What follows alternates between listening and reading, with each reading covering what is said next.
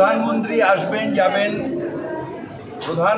আসবেন যাবেন অতিথি হিসেবে সম্বর্ধনা জানায়, কিন্তু বিজেপি এখানে শূন্য ছিল, শূন্য আছে, শূন্য থাকবে। তার কারণ বাংলার মানুষ বিশ্বাস করে মমতা ব্যানার্জি তাদের সব সমস্যার সমাধান করেছে। মমতা ব্যানার্জির মস্তিষ্ক প্রসূত এই মেট্রো রেল। মমতা ব্যানার্জির রেল বোর্ডের স্যাংশন করে টাকা অ্যালট করে দিয়েছে এই মেট্রো প্রজেক্টগুলো। যে রেল প্রজেক্ট এখন দেখছেন বাংলা, এগুলো সব রেলমন্ত্রী থাকাকালীন।